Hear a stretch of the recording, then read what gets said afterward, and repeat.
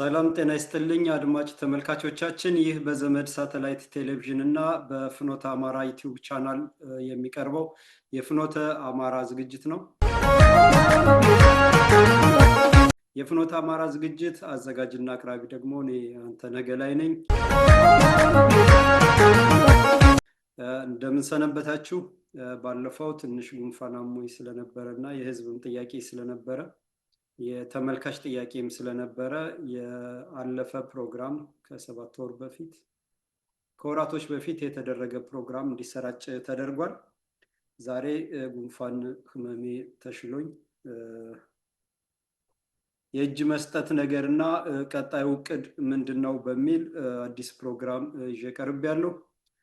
የፍኖተ አማራ ዩቲዩብ ቻናልን ሼር፣ ሰብስክራይብ እና ላይክ በማድረግ እንዲሁም ደግሞ በሳተላይት ቴሌቪዥን ተጠቃሚ የሆናችሁ የሳተላይት ቴሌቪዥኑን ሁሉም እንዲያውቀው፣ በሁሉም ቤት እንዲከፈት፣ በሁሉም ቦታ እንዲታይ በማድረግ ኃላፊነታችንን እንድንወጣ እየጠየቁ ወደ ዛሬ ዝግጅት ሳመራ የእጅ መስጠት ነገርና ቀጣዩ ዕቅድ ምንድነው ነው። አሁን እጅ ሰጡ እየተባለ እንደ አዲስ በቃ እንደ ምንድነው ሰርፕራይዝ ነገር እየተነገረ ነው ያለው። እሱን በጥልቀት መጣበታለሁ። ከዛ በፊት አንድ ሁለት በጣም ወሳኝ ነገሮችን ማለት ፈልጋለሁ። ሁሌም የሆነ ድራማ እየተሰራ የሆነ ተውኔት እየተሰራ በዛ መሃል ግን በጣም መሰረታዊ ነገሮች ይደረጋሉ። የህዝቡን ቀልብ ወደዛ ይወሰድና በጎን የሚደረጉ ነገሮች አሉና አሁን ኢትዮጵያውያን በመላ ባለፈው የዲጂታል መታወቂያን ነገር ኢትዮጵያ በጦር እየታመሰች ህዝብ ዘር እየጠፋ ኑሮ ተወዶ ሰው መኖር አቅቶት ከተማ እየፈረሰ መሰረተ ልማት እየተናደ የዲጂታል መታወቂያ የሚባል በመሃል መጥቶ እየተሰራ የነበረ የዲጂታል መታወቂያ ለዝመና ለአገልግሎት የሚባል እንደው አሰራሩ ተቋማት የሚታመን ተቋም በሌለበት አጥፊ መንግስቱ ሀገርና ህዝብ እያጠፋ ባለበት ሁኔታ እየተሰራ መሆኑን አንድ ፕሮግራም አዘጋጅቼ ነበረ። ይሄም ከዛ ጋር ተያያዥ ነው። አሜሪካ ኢትዮጵያን እየገዛች መሆኑ እየጨረሰች ይሄ በቅኝ ግዛት በእጅ አዙር እየተቆጣጠረች መሆኑን ኢትዮጵያውያን ልብ አላሉት። ኢትዮጵያውያን ልብ ያለው ያለ አይመስለኝም። ምክንያቱም አብይን ያመጣው ወያኔን የፈጠረው አሜሪካ ነው። ኦሮሞማን የፈጠረው አሜሪካ ነው። ደርግን ያመጣው አሜሪካ ነው። ደርግ ስልጣን እንዲይዝ ያደረገው መንግስቱ ኃይለማርያም የባንዳ የጣሊያን ባንዳ ልጅ ነው። ኦሮሞ መንግስቱ ኃይለማርያም ማለት ነው። ኃይለስላሴ እንዲወገዱ ያደረገ አሜሪካ ነው። በ1974 የሄንሪ ኪሲንጀር ሰነድ ከተጻፈ በኋላ ኢትዮጵያ በዘር በሃይማኖት ተከፋፍላ አማራን የጥቃት ኢላማ አድርጋ የማያባራ ቀውስ ውስጥ መግባት አለባት። ያንን ቀውስም እኛ የምንቆጣጠረው ደም አፋሳሽ ቀውስ እኛ የምንቆጣጠረው መሆን አለበት የሚባለው ሰነድ ኮንግረስ ነው አላጸድቅም ብሎ በፍርድ ቤት አጽድቀው ኢትዮጵያን ተመለከተ መመሪያ ካደረጉ በኋላ በማግስቱ ንጉሱን አስወረዱ። ከዛ በኋላ መንግስቱ ኃይለማርያም ስልጣን ይዞ የኢትዮጵያን መሰረት የሺህ ዘመናት መሰረት ማንም ከመፈጠሩ በፊት የነበረችን ሀገር እና ስሪት መናድ እንዲንድ ተደረገ። ኮሚኒስት የሚባል እንዲቀበል ተደረገ። አማካሪዎቹ እነ መስፍን ወልደ ማርያም እነ ሻለቃ ዳዊት ወልደ ጊዮርጊስ የአሜሪካን ስልጡኖች ናቸው እና ሌሎችም እና ለማንተ ገብረ ስላሴ ሌሎችም ኦነግ ብለው ባንዳ ልጆችም በወያኔነት አደራጁ።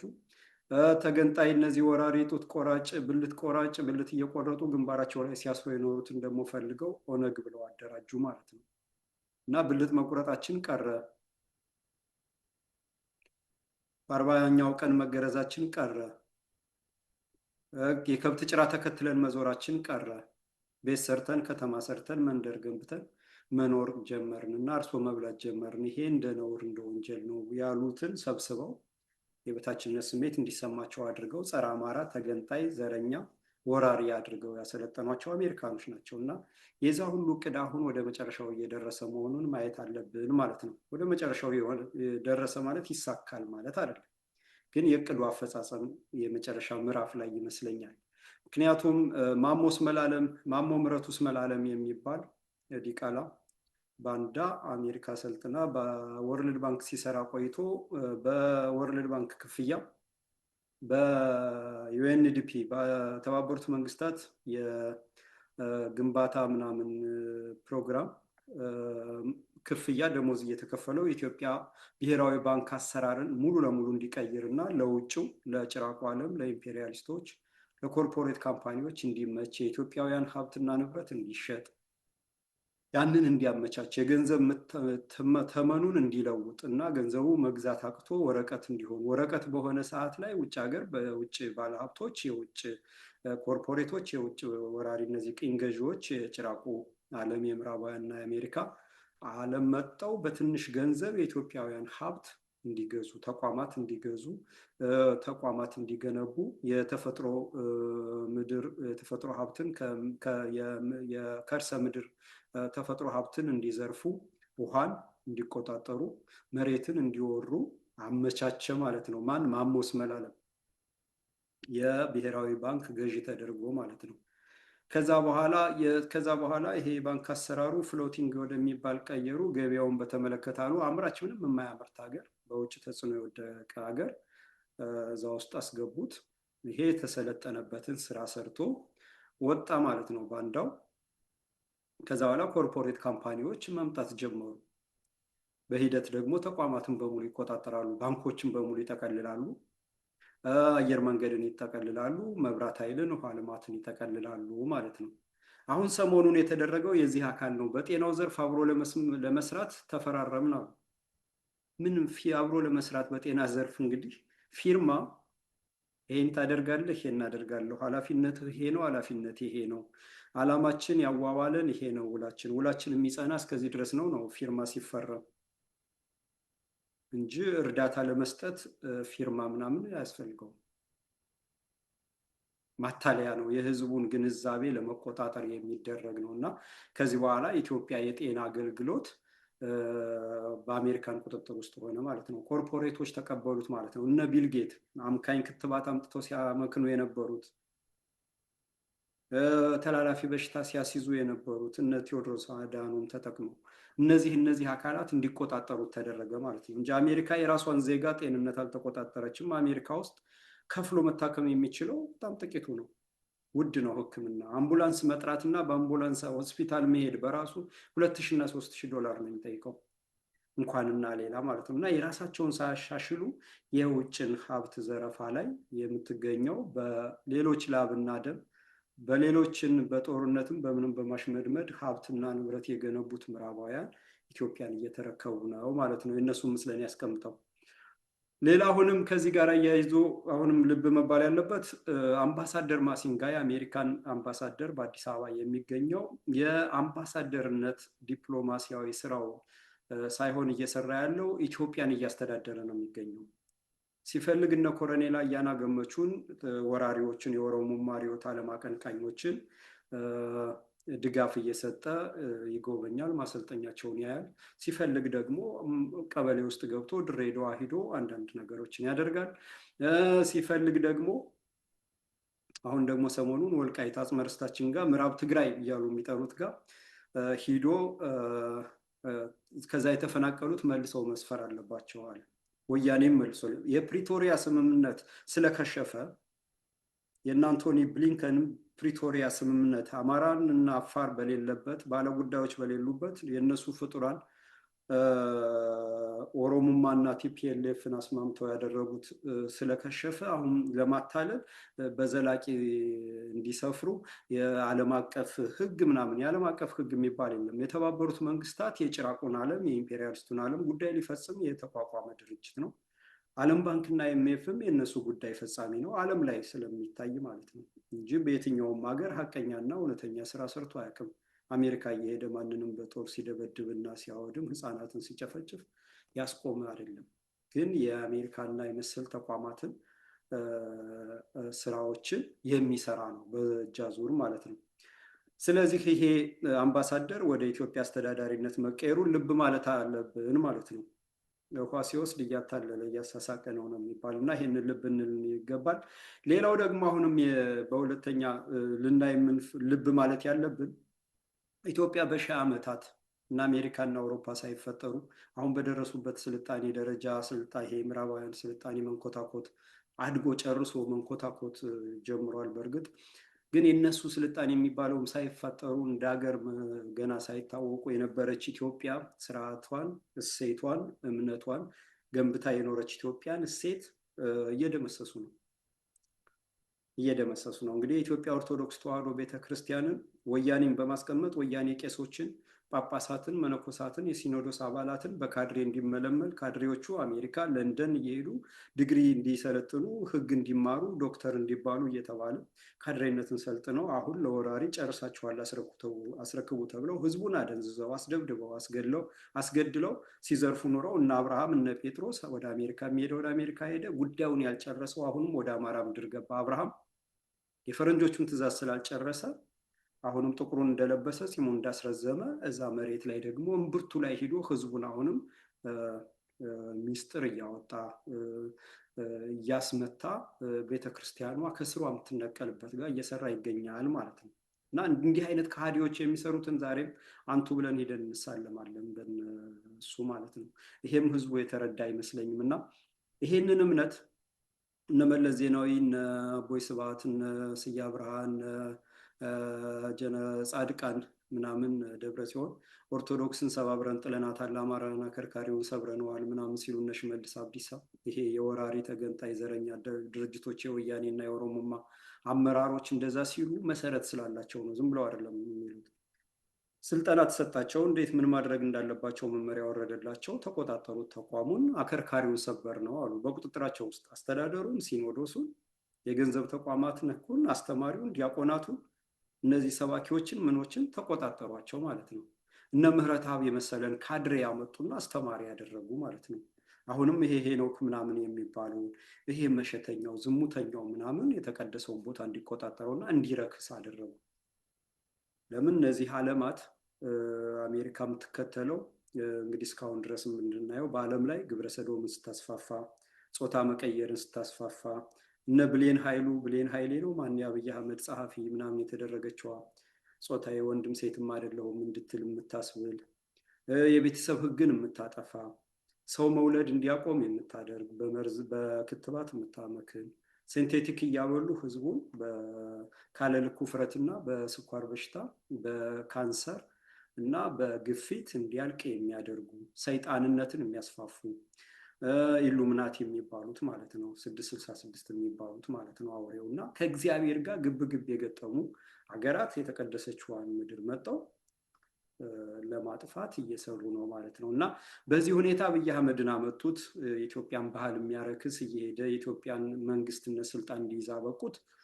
ከዛ በኋላ እየሄደ ትከሻ የሚያሽ ማሳጅ የሚያደርግ የሚተቃቀፍ የሚተሻሽ ግብረ ሰዶም ምን የሚል አደረጉት ማለት ነው። ይሄ ከላይ ካናቱ ጀመሩት የኢትዮጵያን መንግስት።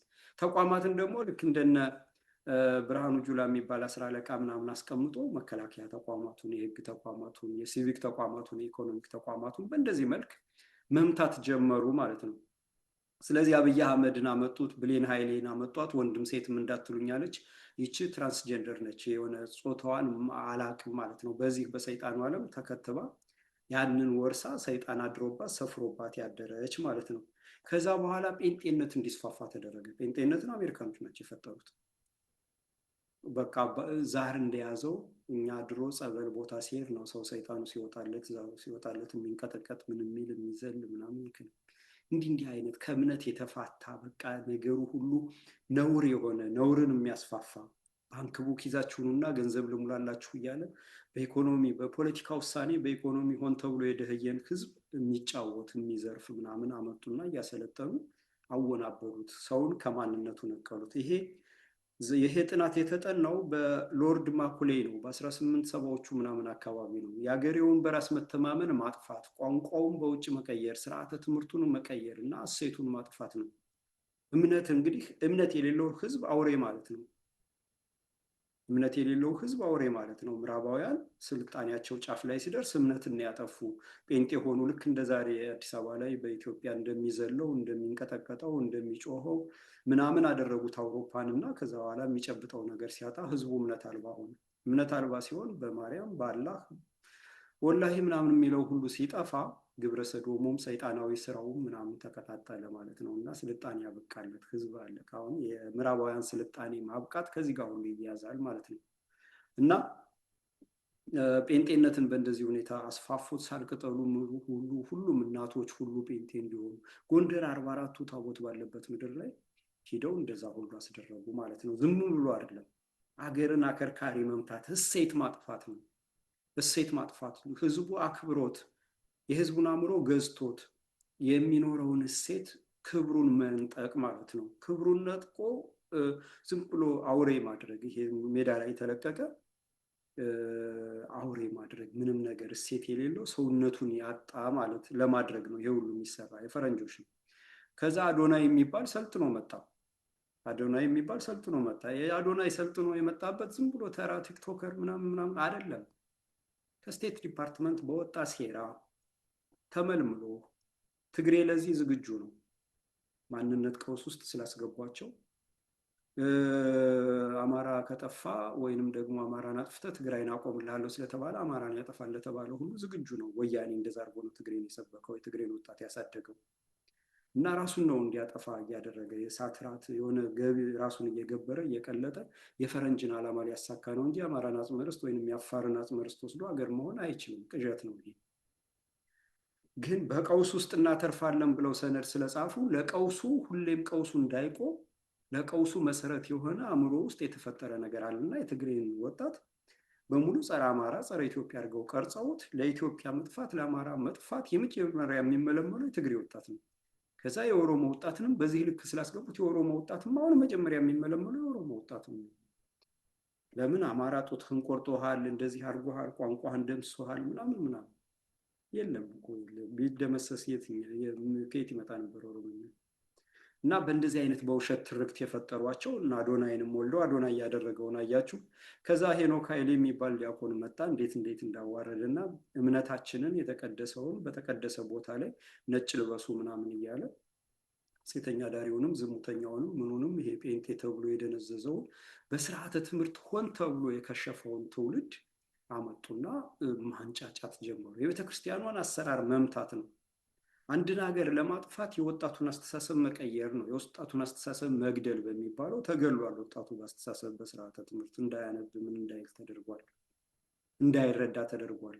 የምዕራባውያን ስርዓተ ትምህርት ፈጣሪ መሆንን ለሀገር ለህዝብ አገር ማለት ምንድን ነው፣ ህዝብ ወገን ማለት ምን ማለት ነው፣ ትውልድ ማለት ምን ማለት ነው እንዳይስብ ሳይሆን ለነሱ ኮርፖሬት ፋብሪካ እና ኢንዱስትሪዎች ቅጥረኛ እንዲሆን የቀን ሰራተኛ እንዲሆን በፈርጅ በፈርጁ ያንን የቀን ሰራተኛውን የሚያስተዳድር ትንሽ ከፍ ያለ ከዛ ትንሽ ከፍ ያለ ከዛ ትንሽ ከፍ ያለ እያሉ በፈርጁ ማሰልጠኛ ነው ስርዓተ ትምህርቱ እንጂ በዛ የደነዘዘ ነው። ሁሉንም ስርዓተ ትምህርት የቀረጹት በዛ ነው እና ሰልጥኖ የሚወጣ ነው እንጂ አውቆ የሚወጣ የለም። አውቆ የሚወጣ በኢትዮጵያ ኦርቶዶክስ ተዋሕዶ ቤተክርስቲያን የሰንበት ትምህርት ቤት ተማሪዎች ነበሩ፣ አዋቂዎች፣ ጠቢባኖች እና ደግሞ በራሳቸው ሀገር ትምህርት ፍልስፍና የሚማሩት አሉ። አንዳንድ ጥቂት ሀገራት ራሳቸውን ካለምንም ንክኪ ያበቁ ሀገራት አሉ፣ በጣም ጥቂት በጣት የሚቆጠሩ። በተረፈ ይሄ እንግሊዝ ምናምን የስርዓተ ትምህርት ሁሉን አክሽፎታል ማለት ነው። እና ሄኖክም እንደ ሄኖክ አይነቱ ተፈጠረ፣ እንደዛ አይነት ተደረገ። ከዛ ደግሞ አሁን ስፒድ የሚባል ነው ምናምን መጡ፣ አሁንም እንደዛ ይደረጋል። ይሄ ወጣቶች ሆን ተብሎ ወጣት ለወጣት እንደዚህ የሚደረግ አይደለም። መንግስት የኢትዮጵያ መንግስት ነው ባይ ወራሪው ኦሮሞማ ክፍት አደረገ ወያኔ የጀመረው። ከዛ ለእንደዚህ ሁሉ ሙከራ ነው የህዝቡን አንደኛ ስነ ልቦናውን መለካት መፈታተን፣ ሁለተኛ ለሚቀጥለው ማመቻቸት። ከዚህ ጫን ያለ ነገር ሲመጣ ዝም ይላል። በሶስተኛ ደረጃ እምነቱ በሙሉ ሲመታ ጸጥ ረጭ ይለምደውና ዝም ይላል ማለት ነው። ዩክሬን ላይ ዘለንስኪ ነው ማን የሚሉት ይህን ነው ያደረገው።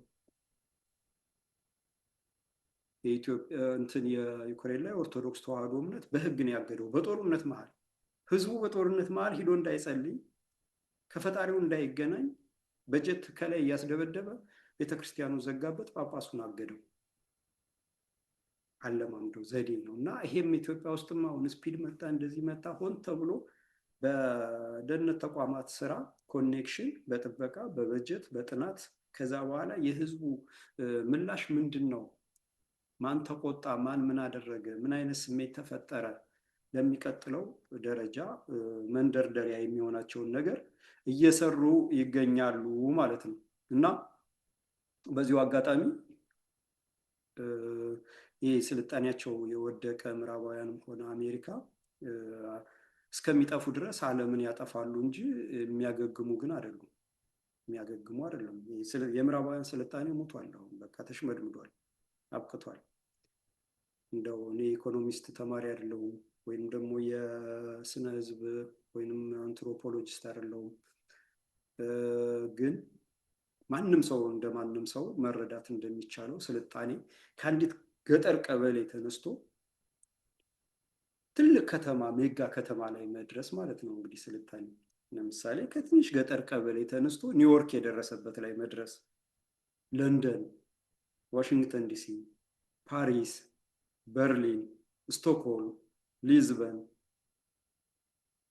እንደዚህ አይነት ሙኒክ፣ እነዚህ የምዕራባውያን በቃ ስልጣኔያቸው እየተንኮታኮተ ያሉት እዛ ደረጃ ላይ ደረሱ፣ ጨረሱ፣ እድገቱን ጨረሱ።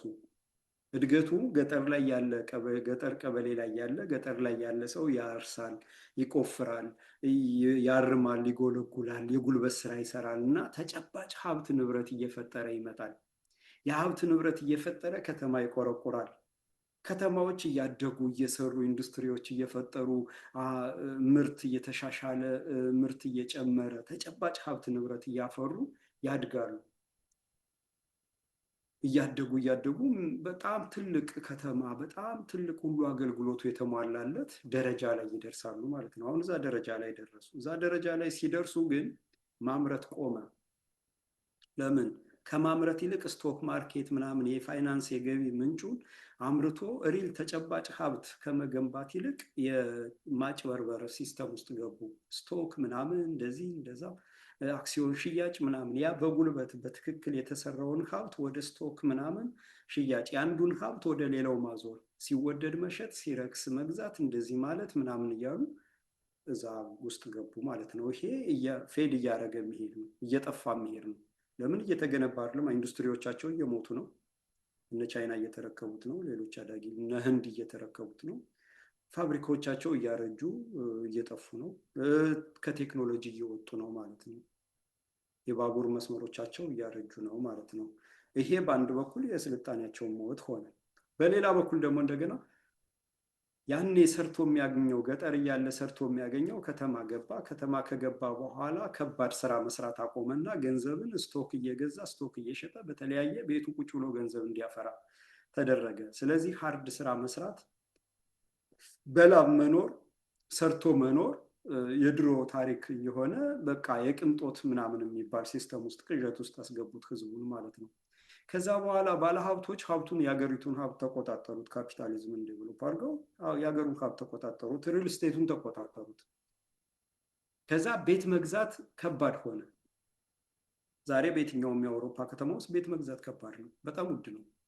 ስለዚህ ቤት መግዛት ከባድ ከሆነ ወጣቱ ቤት ካልገዛ ኑሮ ካልተመቻቸ አያገባም፣ ካላገባ አይወልድም። ስለዚህ የሚሰራ ኃይል የለም። ትውልድ ወደ ታች ቁልቁል መሄድ ጀመረ ማለት ነው። መውለድ ከሌለ ኑሮ ከተወደደበት እንዳይወልድ ከተደረገ ጴንጤ ብለው እምነት አልባ ስላደረጉት ወንድ ለወንድ ግብረ ሰዶም ሴት ለሴት ስላደረጉት መውለድ ቆመ ማለት ነው። ስለዚህ ትውልድ ቀጣይነቱ ቁልቁል ጀመረ ማለት ነው። ይሄና ሌሎች ነገሮችን ስናቸው ስልጣኔያቸው እየሞተ ነው ማለት ነው። አይቀጥልም። ከዚህ በኋላ ካለ መውረድ ነው እንጂ መውጣት የለም። ሁለተኛ አኗኗራቸው ሀብታቸው ምናቸው የተዘረፈ ነው። ከአፍሪካ እና ከደቡብ አሜሪካ ከኤሽያ የሚዘረፍ ነው። ከእስያ የሚዘረፍ ነው እንጂ ከራሳቸው አይደለም። ስለዚህ አፍሪካ ወጣት ወደፊት አህጉሩን ሲቆጣጠር እነዚህ መሰረታቸውን ያጣሉ ማለት ነው። የፈረንሳይ የኃይል ምንጭ 70% ከኒውክሊየር የኃይል ምንጭ ነው። ኒውክሊየር ኢነርጂ ነው። የኒውክሊየር ኢነርጂን ዩራኒየም ከአፍሪካን የሚያመጡት ከኒጀር ከማሊ ከምናምን ነበር። ያ ከቆመ የኃይል ምንጩ ተንኮታኮተ። የኃይል ምንጩ ከቆመ ኢንዱስትሪዎች፣ ፋብሪካዎች ተዘጉ ማለት ነው። በሰፊው የለመደ ቁልቁለቱን ጀመረ ማለት ነው። አሜሪካ ዶላርን እየተጠቀመች ዓለምን ታምስ ነበር፣ ዓለምን ትደበድብ ነበር። አሁን ከዶላር ውጭ መገበያያ ብዙ ገንዘብ መጣ። የቻይና፣ የራሽያ፣ የህንድ ገንዘብ መጣ። መገበያያም በዛ ተጀመረ። ስዊፍት ተቀየረ። ዶላር አሽቆለቆለ። አሜሪካ ማብራ ማሽቆልቆል ጀመረች ማለት ነው። አንደኛው ዋናው። ስለዚህ እነዚህ ነገራት የፈጠሩት የስልጣኔ መሞት ከዛ የሚያገግሙ መስሏቸው ኢትዮጵያን አሁን በቅኝ ግዛት ተረክበው ትንሽ ሀብቷን ዘርፈው ትንሽ ለማገገም ተብሎ አማራ እንዲጠፋ፣ ኢትዮጵያ ኦርቶዶክስ ቤተክርስቲያን እንድትፋቅ እንድትወድም፣ ኢትዮጵያ እንድትበታተን፣ የቀውስ ምድር እንድትሆን ተደርጎ እየተሰራ የመጨረሻው ምዕራፍ ላይ ደርሰናል ማለት ነው። እና ይሄን መገንዘብ ያስፈልጋል።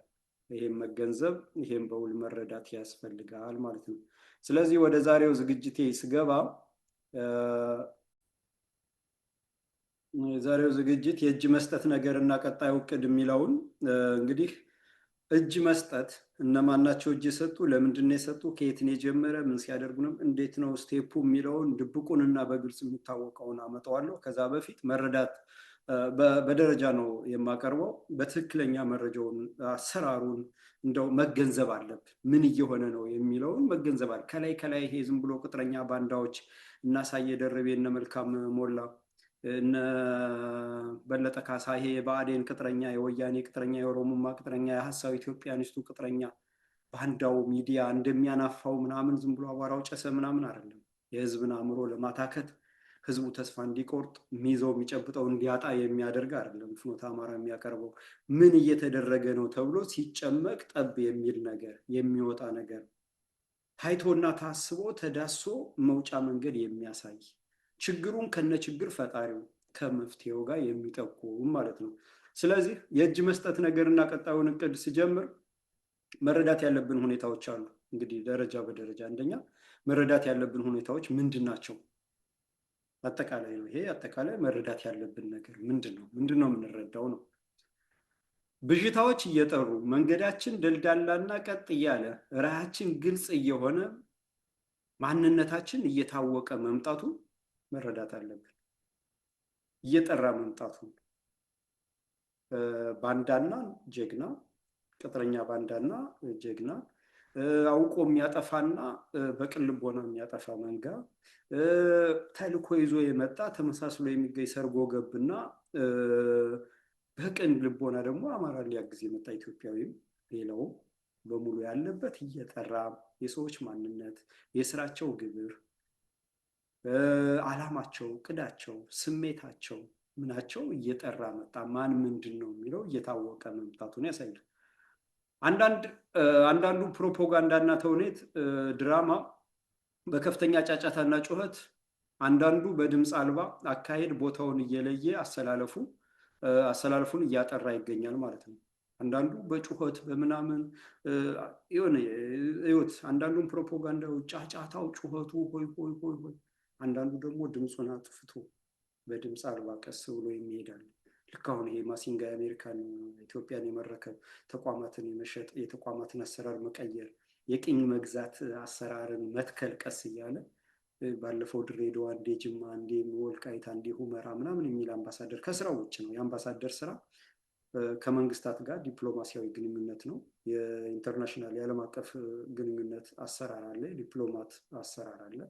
በተረፈ ደግሞ የአሜሪካን ዜጎች እና የአሜሪካን ተቋማት የአሰራር ችግር ሲገጥማቸው ያንን ማገዝ እና ለመፍታት ምክረ ሀሳብ መስጠት ምናምን ነው እንጂ በአንድ ሀገር የውስጥ አሰራር በአንድ ሀገር ተቋማት በስቴቶች፣ በወረዳዎች፣ በዞኖች፣ በክልሎች ጉዳይ እየገባ በህዝብ ለህዝብ ጉዳይ እየገባ የሚፈተፍት የለም።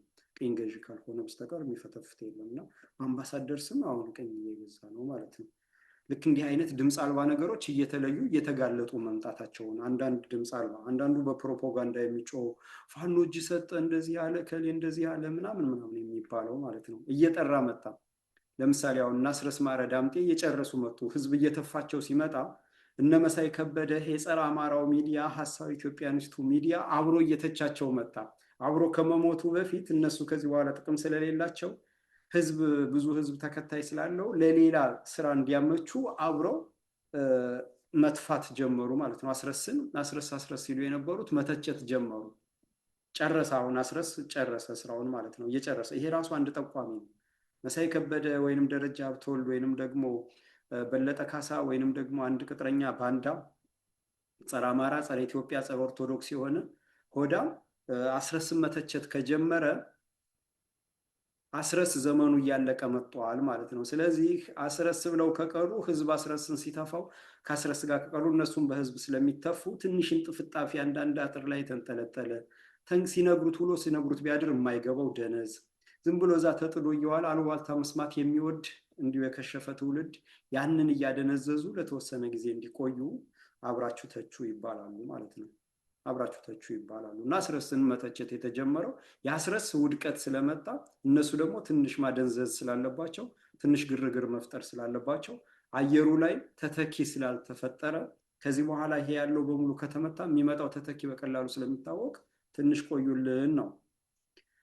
እና ፕሮፓጋንዳው ይሄ ጩኸቱ ምናምን ሁሉ ያንን ስናየው አንዳንዱ የፕሮፓጋንዳ እና ተውኔት ድራማ በከፍተኛ ጫጫታና ጩኸት፣ አንዳንዱ ደግሞ በድምፅ አልባ አካሄድ ቦታውን እየለየ አሰላለፉን እያጠራ መገኘቱ ልብ ማለት አለብን። ዝም ብለን በስሜት ምናምን እንደዚህ ማየት የለብንም። ረጋ ብለን ምን እየሆነ ነው እያልን አካባቢያችንን መቃኘት አለብን። አእምሯችን ስክን ማለት አለበት። ከብስጭት መላቀቅ አለብን። ከዛ በኋላ እያንዳንዱ የሚሆነውን ነገር የእያንዳንዱን ተውኔት ተዋናይ ገጸ ባህሪ ተዋናዩን ገጸ ባህሪ የሰው እንቅስቃሴ ግለሰቦች፣ ተቋማት፣ ሀገራት የሚያደርጉትን ሁሉ በተረጋጋ መንፈስ ማየት ነው። እና እንዲህ ሲጦዝ ነው አየሩ ላይ ልክ እንደ አቧራ ብናኝ እንደዚህ ሁሉም ሲርመሰመስ ነው የሚታየን ማለት ነው። ያ እየጠራ መጣ። አስደሳቹ ሁኔታ በሚዲያውም በአንቂ ነኝ ባዩም በፋኖ መሪ ነኝ ባዮችም በፖለቲከኞች በስብስቦችና ቡድኖች ባንዳው ከንጹሑ በተልዕኮ አውቆ የሚያጠፋው ከባለቅን ልቦናው መንጋ አጥፊው እየተለየ ነው ማለት ነው። እየለየ መጣ ማለት ነው። አስረስ እያለ ሲያጨበጭብ የነበረው የአስረስ ባንዳነት ሲያከትም የአጨብጫቢ የባንዳ አጨብጫቢ የሚከፈለው ጥቂት ደግሞ በቅን ልቦና የሚነዳ አለ ማለት ነው። ያ ሁሉ እየለየ መጣ ማለት ነው። ይሄ ወደ መጨረሻው ዳር እየደረስን ነው ማለት ነው። እያንዳንዱን በትኩረት ከመረመር ነው እየሆነ ያለው ለውጥ የሩቅ አላሚው ለስር ነቀል ለውጥ የሚፋለመው ህዝባዊ የሆነው የአማራ ህዝብ የድምፅ አልባ ጀግና ፋኖች የአማራ የህልውና የፍትህና ሀገር የማስቀጠል ትግል መንገዱን እየጠራረገ እየተራመደ መሆኑን ያሳያል። ይሄ የስር ነቀል ለውጥ የሚያራምደው ሩቅ አላሚው ፋኖ የአማራ ህዝብ የአማራ ወኪል የአማራ የህልውና የፍትህና ኢትዮጵያን የማስቀጠል ትግል የሚዋደቀው ባይናገረውም በአፉ ባይናገረውም ህዝቡ በመጽናቱ መሳሪያውን ይዞ ትግሉን እንትን በማለቱ ባንዳዎች እየተንገዋለሉ እየወጡ ትግሉ ግን አስተሳሰቡ ግን እየተራመደ ነው ማለት ነው። ይሄ ሊቀለበስ አልተቻለም ማለት ነው። ይህንን መረዳት አለብን። አሁን መሪው ላይ ነው ትርምስምሱ ያለውን ድራማ ምናምን በሙሉ ስንፈትሸው ይሄንን እንረዳለን ማለት ነው። ወራሪው ጸረ አማራ፣ ጸረ ኢትዮጵያ፣ ጸረ እምነት አገዛዝ የሆኑትን ወያኔ የተካው የወያኔ ምትክ የሆነው ኦሮሙማ፣ የወያኔና የኦሮሙማ የጋራ ዲቃላ የሆነው ብአዴን ከሀሳዊ ኢትዮጵያኒስቶች ጋር ኢትዮጵያውያኖች ጋር በሚፈጽሟቸው ዘር ማጥፋትና ሀገር ማፍረስ ሀገር መሸጥ ወንጀሎች እንዲሁም በሚፈጥሯቸው ሴራዎችና ማታለያ አጀንዳዎችና መሰል ጉዳዮች ላይ የሚሰጧቸው ትንተናዎች፣ የሚለቋቸው ዜናዎች፣ ሰዎችን እያስገደዱ የሚያሰጡት አስተያየት ተራራ የሚያክለውን ወንጀላቸውን ለመደበቅ የሚደረግ መሆኑን አዳማጭም ኢትዮጵያውያንም ከውጭ ያለውም ከውስጥ ያለውም እየታዘበ መሆኑ ማለት ነው። ውድቀታቸውን እየተረዳ መሆኑ ማለት ነው። ህዝብ እየኖረው ያለውን ችግር፣ ህዝብ እየኖረው ያለውን መከራ፣ ህዝብ እየኖረው ያለውን ፍዳ፣ ህዝብ እየሞተ እያየ ያለውን ሞቱን እያየው እየኖረው ሁሉንም ችግሩን እየኖረው በፕሮፓጋንዳና በሚዲያ ጫጫታ በብልጭልጭና በግርግር ሊያታልል የሚሞከረው በሙሉ የኢትዮጵያውያንን አስተሳሰብ ግንዛቤ መናቅ። ምን ታመጣላችሁ? ይሄ ካፈርኩ አይመልሰኝ፣ ይሄ የበሰበሰ ዝናብ አይፈራም፣ በቃ ወደፊት ነው እንጂ ወደኋላ አንልም ነው ውድቀቱ። ምክንያቱም ዓለም አቀፍ ነው ውድቀቱ። በዲስትራክሽን ላይ በማጥፋት ላይ የተሰማራ የጊዜ ጉዳይ ነው እንጂ ጥፋቱ ራሱ ነው የሚገለው፣ ጥፋቱ ራሱ ነው የሚያጠፋው፣ ጥፋቱ ነው የሚያጠፋው። በጦርነት የተገነባ ሀገር በጦርነት ነው የሚወድመው፣ በጦርነት ነው የሚወድመው። በጦርነት የተገነባ ኢምፓየር የነ እንግሊዝ ኢምፓየር፣ የነ ስፓኒሽ ኢምፓየር፣ የነ ሮማ ኢምፓየር፣ የአሜሪካ ኢምፓየር በጦርነት የተገነባ ነው። ብዙ ህዝብ ደም ፈሷል፣ ብዙ ወንጀል ተፈጽሟል፣ ብዙ ክህደት፣ ብዙ ጭራቃዊ ስራ ተፈጽሞበታል። እንደዛ ሆኖ ሊጸና አይችልም። በሐቅና በእውነት አይደለም እንትን ያለው። እነዛ ጭራቅ አስተሳሰብ ያለው ትውልድ ሲጠፋ የሚቀጥለው ትውልድ እንደዛ ጭራቅ ሆኖ ማስቀጠልም አይችልም። ዓለምም አይፈቅድም አሁን ያለው ሁኔታ ማለት ነው። በትክክልና በሐቅ እየተገነባ የመጣ ኢምፓየር አለ። የቻይና ኢምፓየር ማንንም አልወረረም፣ ማንንም ቅኝ አልገዛም፣ የበቀል እርምጃ አልወሰደም። ጃፓን 2 3 4 5 ጊዜ ጨፍጭፎታል። ቻይና ፈረንሳይ ቅኝ ገዝቶታል። እንግሊዝ፣ ስፔን ምንም በራሱ ፍልስፍና የመጣ ነው። ራሽያም ቢሆን እንደዛ ነው። የኢትዮጵያም ግዛት እንደዛ ነው። ኢትዮጵያ ማንንም ቅኝ አልገዛች። ግዛቷ ምድሯ ምናምን እያነሰ እያነሰ እያነሰ እያነሰ እየተወጋች ወዳጅ አለችው እየከዳት ወዳጅ አለችው አጥፊ እየሆነባት ጎኗን እየወጋት ስጋዋን እየበላ ደሟን እየጠጣ እያሳነሳት እዚህ ያደረሳት።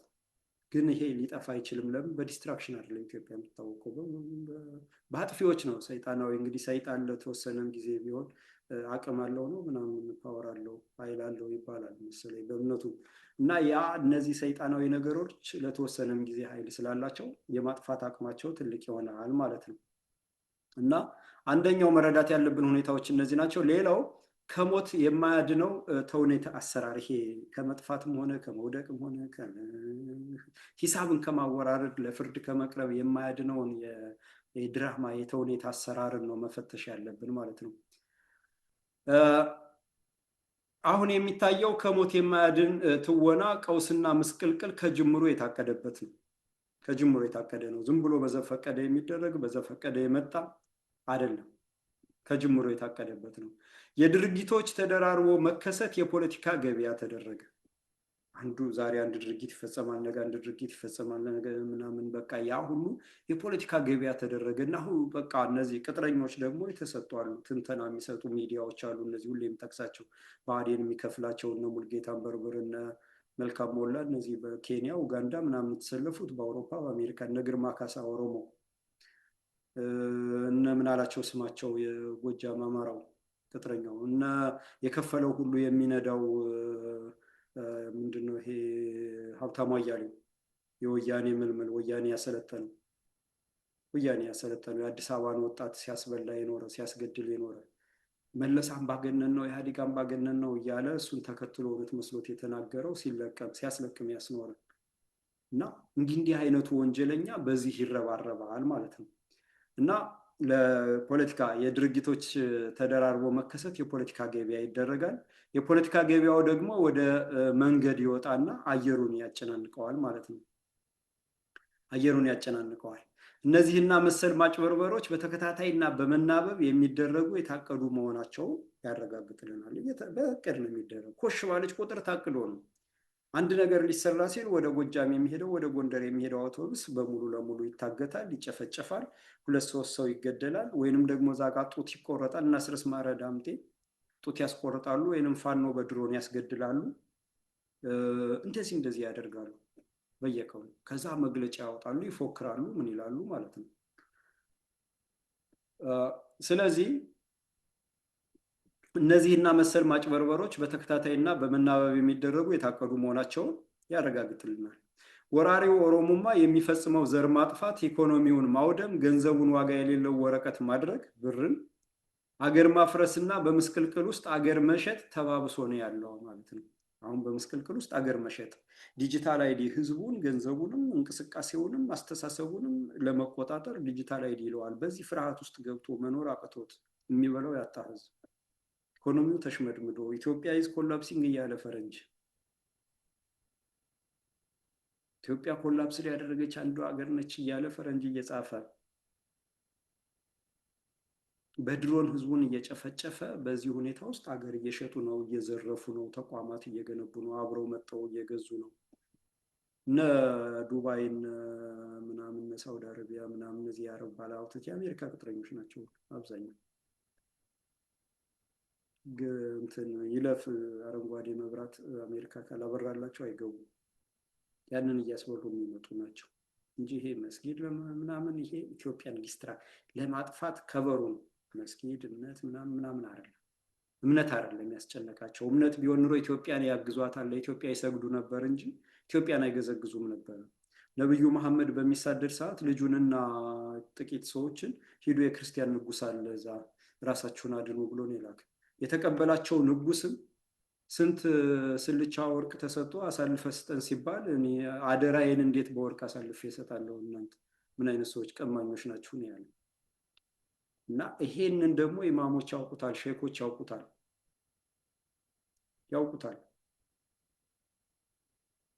እና የእምነት ጉዳይ አይደለም ማለት ነው። የእምነት ጉዳይ ይሄ መስጊድ እዚህ ምዛ ምናምን ማፊያ ቴሮሪስት የሚፈለፈልበት ዋሃብያ ነገር መስራት ምናምን በሙሉ የድራማው አካል ነው። ዓለምን ማወናበጃ ነው። ዓለምን ማጭበርበሪያ ነው። ዓለምን ማወክ ነው።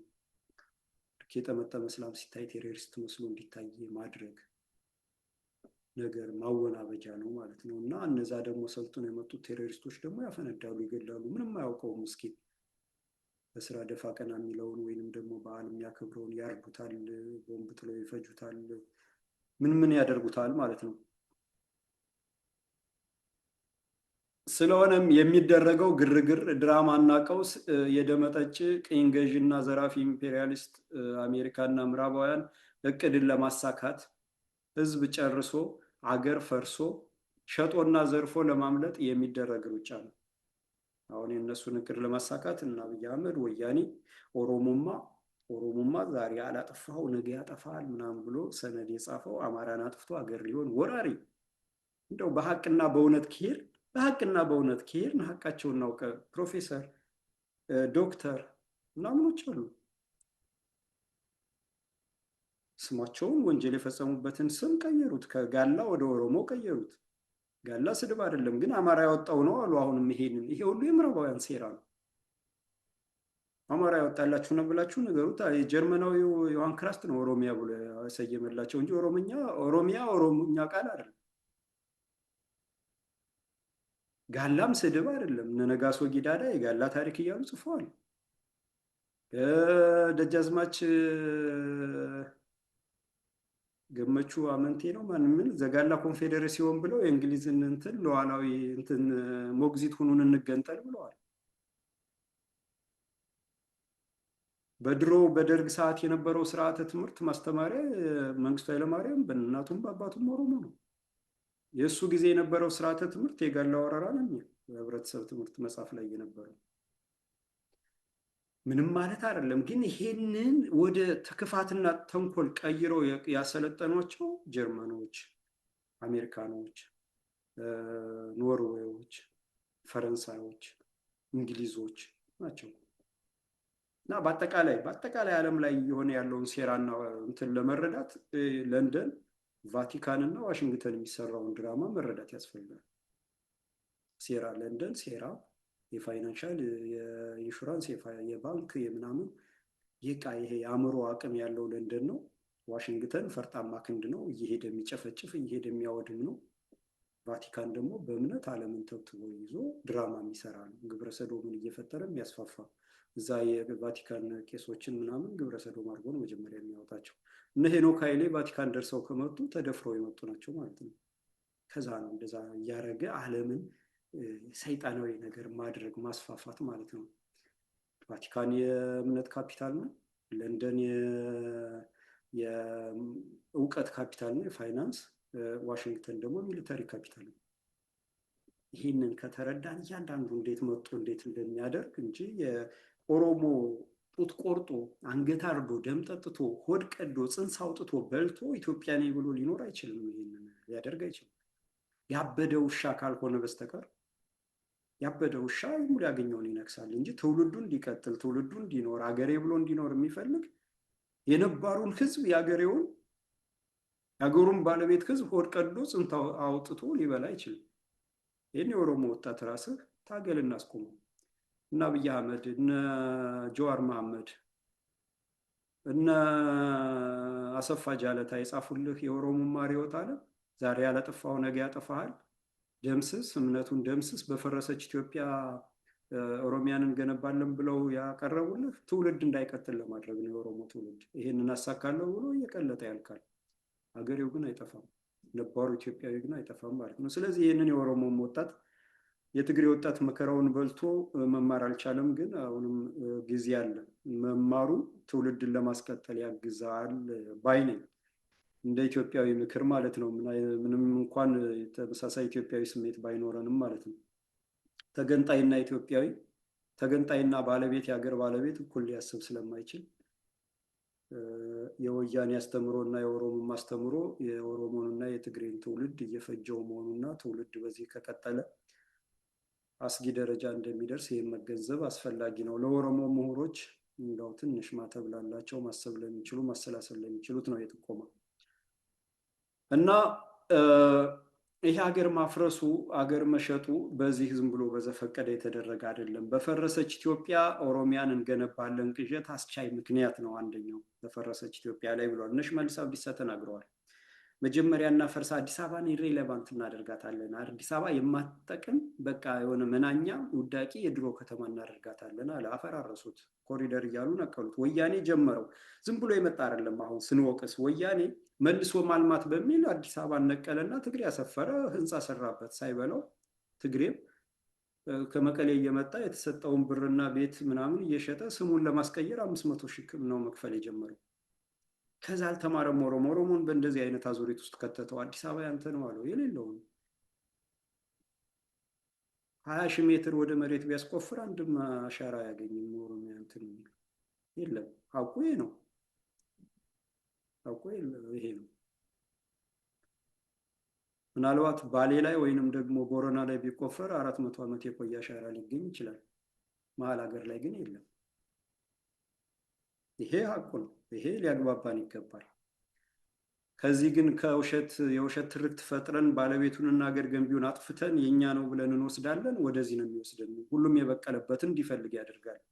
የወላይታ ምድር፣ የሲዳማን ምድር፣ የጌዲዮን ምድር፣ የሱማሌ ምድር፣ የአፋርን ምድር፣ የከፋን ምድር፣ የጉራጌን፣ የበርታን፣ የሀዲያን፣ የከምባታን፣ የዶርዜን፣ የደቡብን ምድር ወሮ የኦሮሚያ ምናምን የሚባል ነገር አይሰራም ማለት ነው። ስለዚህ ይህንን እውነቱን መጀመሪያውን ከአሁኑ መፈለግ መልካም ነው። ይህንን እውነት ፈልጎ አውቆ የኦሮሞ ሕዝብ ከኢትዮጵያውያን ጋር ተጋብቶ የሚኖረውን ሕዝብ ትውልዴን አስቀጥላለሁ ካለ ይህንን ስርዓት ነቅሎ ለመጣል እና ከትክክለኛው ለስር ነቀል ለውጥ ከሚዋደቀው ፋኖ በአስተሳሰብ መሰለፍ አንደኛው ትውልድን የማስቀጠል ከተጠያቂነት የመዳን መርህ ነው ማለት ነው። ይህን ስርዓት አስቀጥላለሁ ሞቼም ከተባለ መቀጠል ነው። የሚያሸንፍ ይኖራል ማለት ነው። ስለዚህ በፈረሰች ኢትዮጵያ ኦሮሚያን እንገነባለን የሚባለው ለኦሮሞን ህዝብ አሰልፎ ለማስጨፍጨፍና ዋና ዓላማው በፈራረሰች ኢትዮጵያ ወይንም በቀውስ ምድር በሆነች ኢትዮጵያ የከርሰ ምድሯን ውሃዋንና መሬቷን ለመውረር ተቋሞቿን ለመግዛትና ህዝቧን ቅኝ ለመግዛት ያሰፈሰፈው የምዕራባውያን በአሜሪካ የሚመራው ምዕራባውያንን እቅድ ለማስፈጸም ነው። ታላቋ ትግራይ ስትገነባ እንደማትሆን ይታወቃል። የአፋርን መሬት የአማራን መሬት ወስዶ ትግራይ የሚባል ሀገር እንፈጥራለን። ይሄ አስቻይ ለትግራይ ህዝብ የተነገረው ነው። የትግራይ ጠያቂዎችና አዋቂዎችን ገለው ጨርሰው የትግራይን ህዝብ ልሙጥ አደረጉት። በዚህ አስተሳሰብ ወጥ አደረጉት። ከዛ በኋላ ይሄንን አስደርጋለሁ ብሎ ትላንትና በ1993 ኤርትራና ኢትዮጵያ በሚዋጉበት ሰዓት በአውቶቡስ እየተጫነ የመጣ ኢሮብ ወልቃይት ላይ ሰፍሮ የአንተ ነው ሲባል ከፊሉ ጠፍቶ ሄዷል። ከፊሉ አለ። ያንን የሚያውቀውን ህዝብ ራሱ እውነታውን እያወቀ እያስፈጁት ነው ማለት ነው። ይሄ የት ይደርሳል? የአማራ ጉዳይ ነው።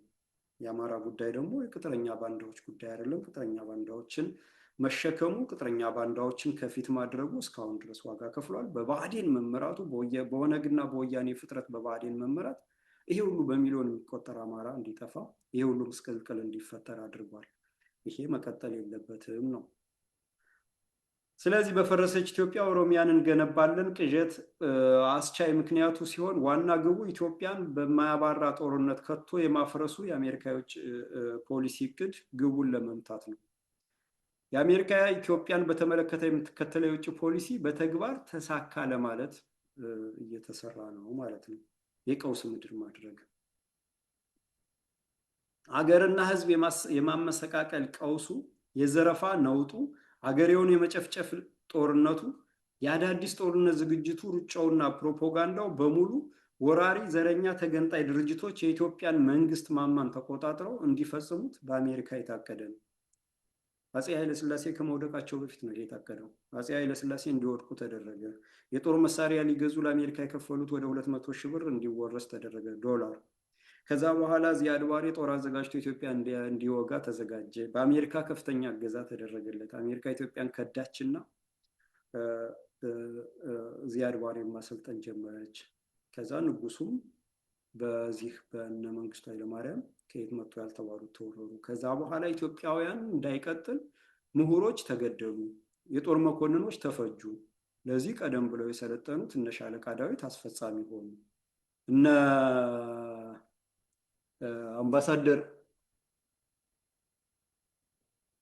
ማን ካሳ ከበደ የዚህ ጉዳይ ሁሉ አስፈጻሚ ሆነው የደርግ ዋና ባለስልጣን ሆኑ ማለት ነው።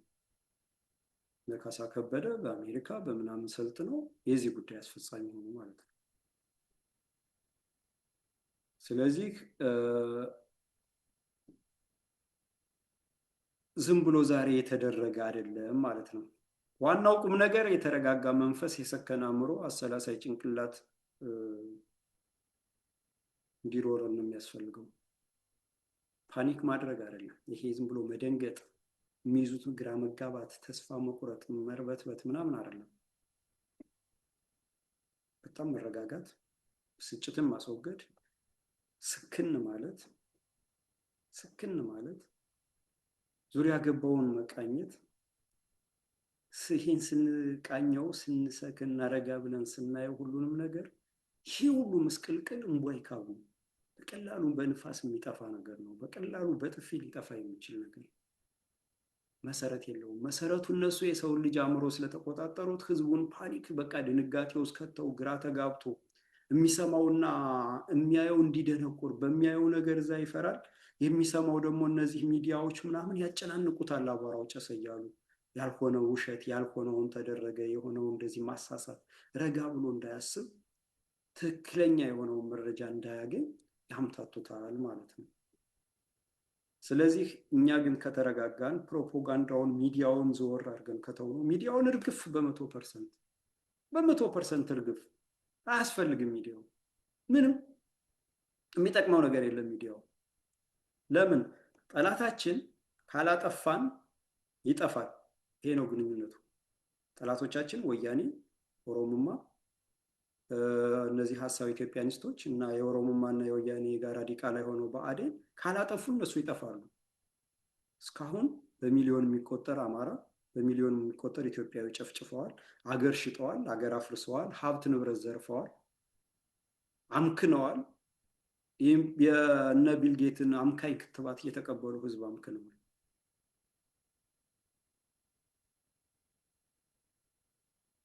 ስለዚህ እነዚህ ጠላቶቻችን መሆናቸውን ካወቅ፣ ግንኙነቱ አጥፍቶ በመጥፋት ከተመሰረተ ሚዲያ ምን ይሰራልናል? ፊት ለፊታችን ያለ ብአዴን መዋቅር አለ። የብአዴን መዋቅርን ከቀበሌ ጀምሮ መንቀል ነው። የእነዚህ የብአዴን ቅጥረኛ ባንዳዎች አሉ። አሁን በፋኖነት በባንዳነት የሚታወቁት አሉ። ግን ነው ተራራክለው ባንዳነታቸው ተራራክለው የሚታዩ አሉ ማለት ነው። ስለዚህ ሚዲያ ምንም እንትን አይለንም ማለት ነው። እና መረጋጋት ያስፈልጋል ማለት ነው። የወንጀል ምስቅልቅልና ግርግር፣ ህዝብን የመጨፍጨፍ፣ ዓለምን የመፍጀት ሩጫ መሰረተ ቢስ የእምቧይ ካብ መሆኑን የምናውቀው ወንጀለኛ እድሜው አጭር እንደሆነ የህዝብን አእምሮ በመቆጣጠር እንጂ መሰረት እንደሌለው፣ ህዝባዊም ሆነ ምንም አይነት መሰረት እንደሌለው፣ የስነ ልቦና መሰረት እንደሌለው፣ የጦር መሳሪያም እንደማያድን ያውቀዋል።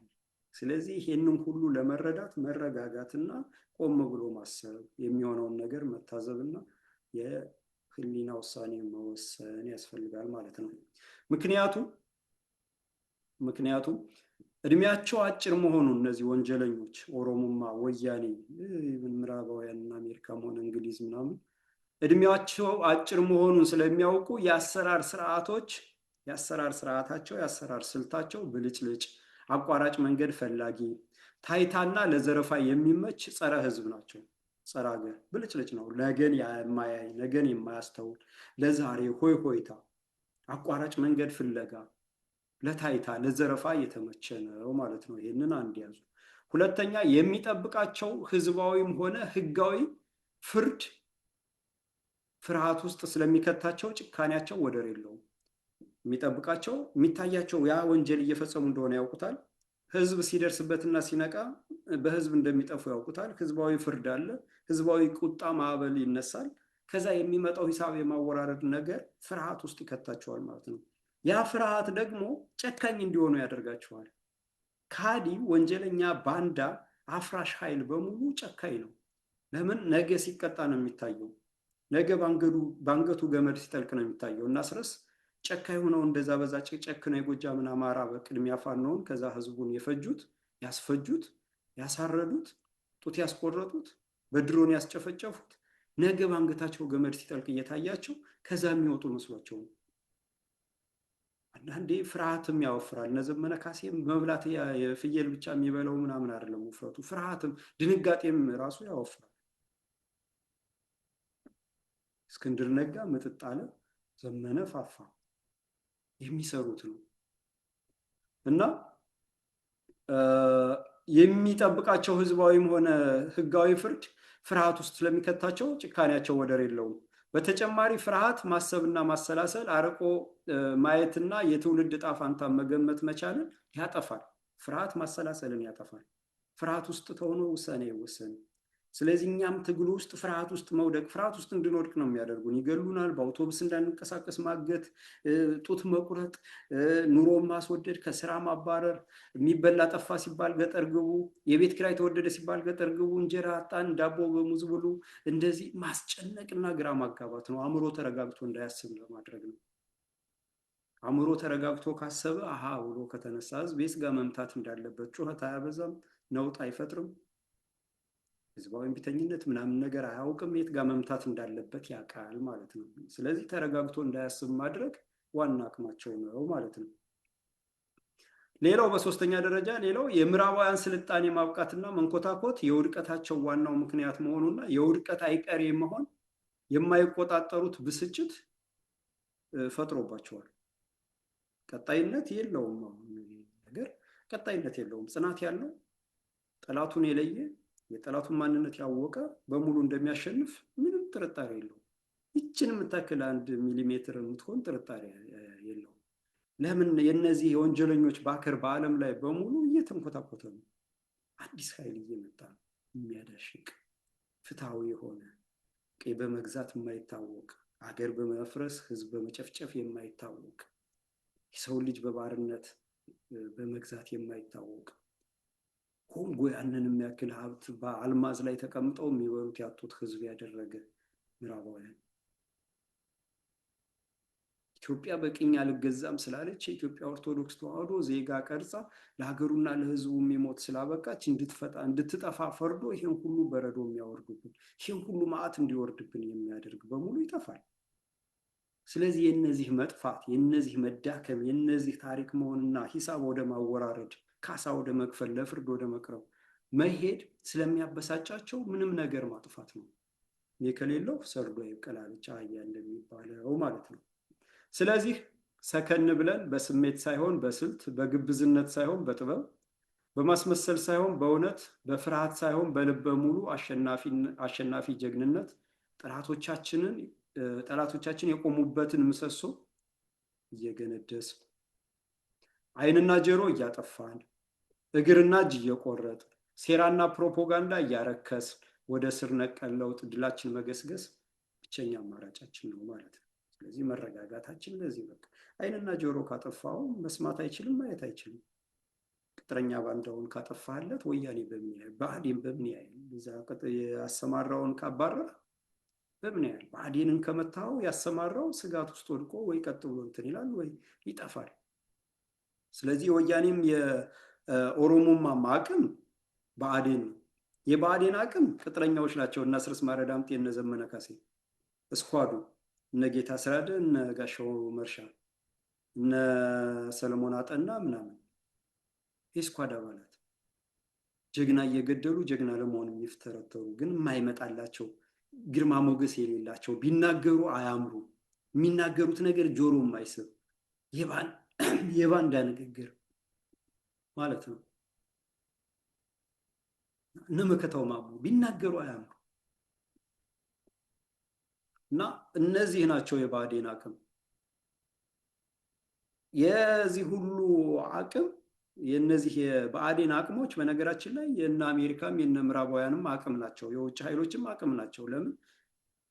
ለምን ወያኔንና ኦሮሞማን የፈጠረው የውጭ ኃይል ከሆነ ኦሮሞማና ወያኔ ቁሞ እንዲሄድ ብአዴን ካደረገ ብአዴን ቁሞ እንዲሄድ ታች ያለው ባንዳ እና አስረስ ማረ ዳምጤ ካደረጉ እና አስረስ ማረ ዳምጤን ከእንግሊዝ መጥቶ ማግኘት ቀላሉ መንገድ ሾርት ከት ነው ማለት ነው። አያችሁ፣ አብይንም ምን አቋረጡና አስረስ ጋር መጡ። መሰረታቸው የት ጋር እንደሆነ ያውቁታል ማለት ነው። መሰረታቸው የት ጋር እንደሆነ ያውቁታል ማለት ነው። እነ ማርቲን ፕላውት በወያኔ ተገዝተው ምናምን ሲጽፉ ያ ጥላቻ ነው የሚገለጸው። አንድ የሄርማን ኮን ጀነራል አሳምነው የሞተ ጊዜ አማራ ከርካሪው ተሰበረ፣ በቃ ከዚህ በኋላ አይነሳም ብሎ የጻፈ ነው። የአሜሪካ የውጭ ጉዳይ ከፍተኛ ባለስልጣን የነበረ ሰው ነው። በዚህ ልክ ነው ወያኔዎች በገንዘብ እየገዙ እንደገና ወያኔዎችን ደግሞ አዘርፈው ገንዘቡን ይወስዳሉ። እንደገና ደግሞ በዚህ ልክ ደግሞ ህልማችን ተሳካ ብለው ደግሞ ደስታቸውን ይጽፋሉ። እንደዚህ ነው አጠቃላይ። ስለዚህ ረጋ ብሎ ተረጋግቶ ቆም ብሎ ማየት፣ ሁሉን ነገር መፈተሽ ያስፈልጋል ማለት ነው። ግን አእምሯችን በምስቅልቅሉ ከዛለ ብስጭት መረጋጋታችንን ብስጭት ከወረሰው ስሜታዊ ከሆን ግራ እንጋባለን። ግራ ከተጋባን ደግሞ የፕሮፓጋንዳቸው ተጠቂ እንሆናለን ማለት ነው። ማንም የሚነፋው ፕሮፓጋንዳ እየመጣ ይገባ እውነት መስሎን ያንንም መሞከር፣ ያንንም ማዳመጥ መጨረሻ ላይ የምንይዘው ማጣት፣ የምንጨምቀው ማጣት፣ አየር ላይ ተሸናፊ ሆን ማለት ነው።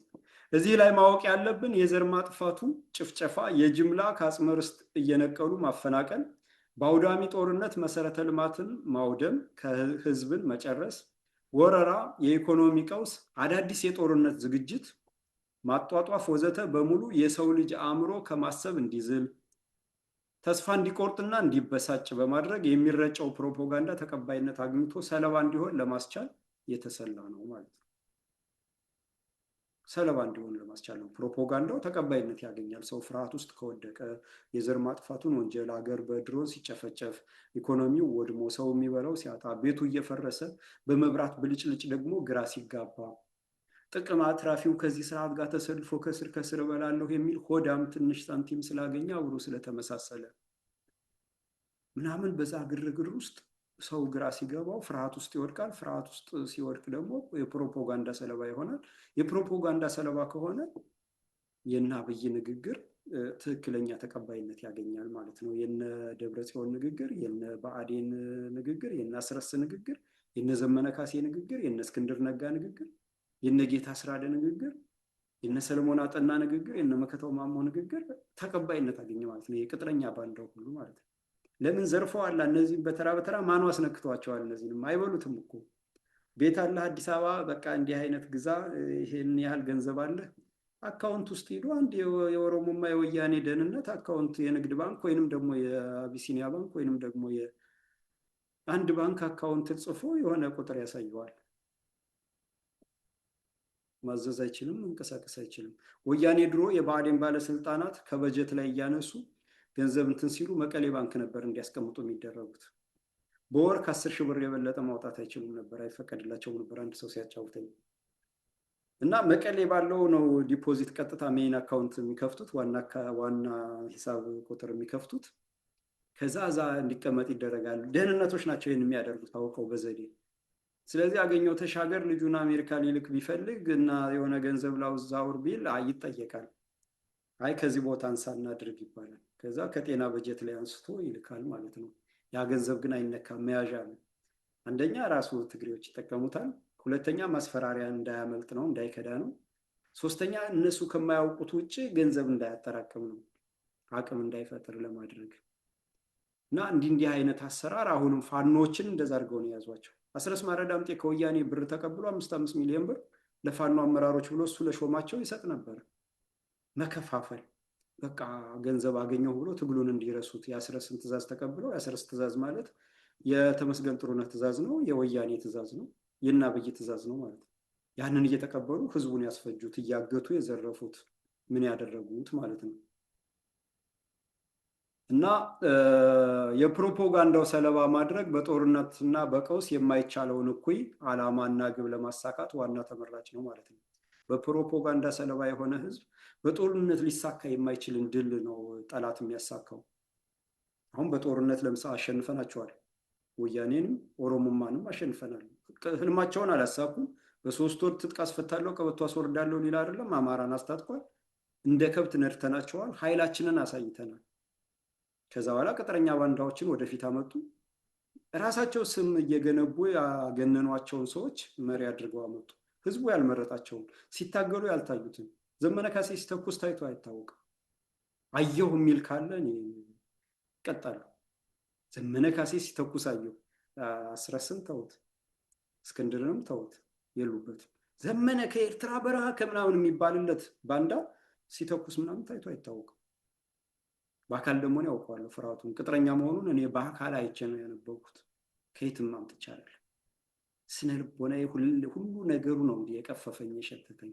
ወሬ ብቻ፣ ወሬው ደግሞ የተጠና የህዝብ ስሜት የሚቆጣጠር፣ ሲጨምቁት ባዶንቶ ፈንቶ በአማርኛ አክሮባት መስራት፣ መገለባበጥ፣ ጠላትንና ወዳጅን መቀላቀል፣ ስሜትን ተቆጣጥሮ የአካባቢውን ቋንቋ አነጋገር ዘዬ ወርሶ ማሳሳት። 4 ኪሎን እቆጣጠራለሁ ብሎ የተነሳን ፋኖ ቀበሌን መቆጣጠር 4 ኪሎን መቆጣጠር ነው ብሎ ህልሙን መቅጨት። መተህ ሩጥ ብሎ የተሰገሰጉ ምርኮኛ ባንዳዎችን አሰማርቶ አብሮ ህዝቡ ቦታውን እንዲለቅ ብአዴን እንዲንሰራራ። ይህ ነው የዘመነ ንግግር። ፈትሹት ወደኋላ ሄዳችሁ። እኔና ይህ ስርዓት ነው የሚል። ከዛ በፊት ተከበብኩ ነው የሚል። እነ መዝገቡ ሲገደሉ ፖሊስ ወንድማችን ነው እነ መዝገቡን ጠባጫሪ ያለ ከጠላቶቻችን ጋር ተናንቀው የተገደሉትን 5-6 ፋኖች ተምጫ በረሃ ላይ ሲያልቁ የተዘባበተ ነው። ባንዳዎችን ሰብስቦ እነ ማስረሻ እነማን ነው እና እነዚህ አስረስንም አምጥቶ ሰው ያደረገው ያስረስን ባንዳነት ሙሉ የጎጃም አማራ ያውቀዋል። የወያኔ ያስረስን ወያኔነት ሙሉ የጎጃም አማራ ያውቀዋል። ሰው ያደረገውና ስም ያሰጠው ዘመነ ካሴ ነው። እንደ ግብረ ሰዶም እየተቃቀፈ አብሮ ፎቶ እየተነሳ እንጂ አስረስ የክልል አቃቢ ሕግ ሆኖ ስንቱን ያስለቀሰ ለምን ባያስረጨ ነው። ስንቱን ያደህየ፣ ስንቱን ያሳሰረ፣ ስንቱን ያስገደለ ነው ይታወቃል ማለት ነው። ስለዚህ የፕሮፓጋንዳ ተጠቂ መሆን ምን ያህል የት እንዳደረሰን ይህንን መገምገም ያስፈልጋል ማለት ነው። እንግዲህ ምንድነው ያልኳት ይችን 3 ነጥብ ልድገማት። አእምሯችን በምስቅልቅሉ ከዛለ ከተበሳጨና ስሜታዊ ከሆን ግራ እንጋባለን። ግራ ስንጋባ ደግሞ የፕሮፓጋንዳ ሰለባ እንሆናለን። የዘር ማጥፋት ጭፍጨፋ፣ የጅምላ ከአጽመ ርስት ማፈናቀል፣ ሀብት ንብረትን ማውደም፣ መድፈር፣ በአውዳሚ ጦር መሳሪያ ህዝብን በጅምላ መፍጀት፣ ከብት ምናምን እንስሳ ማቃጠል፣ አውድማ ላይ ክምርን ከቤት ከጎተራ እህልን ማውደም፣ ጅምላ ወረራ፣ የኢኮኖሚው ቀውስ፣ ገንዘቡን ብሩን ወረቀት ማድረግ፣ አዳዲስ ለጦር ዝግጅት ቀይ ባህር ወደብ እየተባለ የሚደረግ ሩጫ በሙሉ የሰው ልጅ አእምሮ አማራን በዋናነት እና መላው ኢትዮጵያዊ አእምሮ እንዲዝል ተስፋ እንዲቆርጥና እንዲበሳጭ ለማድረግ የሚሰራ ስራ ነው። ይሄ ደግሞ ልክ እንደዚህ ሲደረግ የሚረጨው ፕሮፓጋንዳ በቀላሉ ተቀባይነት እንዲያገኝ ነው። ፕሮፓጋንዳው ተቀባይነት ካገኘ የጠላት ኢላማ በቀላሉ ተሳካ፣ እኛ በቀላሉ ተጠቂ ሆን ማለት ነው። ስለዚህ የፕሮፓጋንዳ ሰለባ ማድረግ በጦርነትና በቀውስ የማይቻለውን እኮ የዓላማና ግብ ለማሳካት ዋና ተመራጭ ነው ማለት ነው። ለዛ ነው እየሰሩ ያሉት። በሶስተኛ ደረጃ አሁን የምናየውም ዋና መሰረት ነገር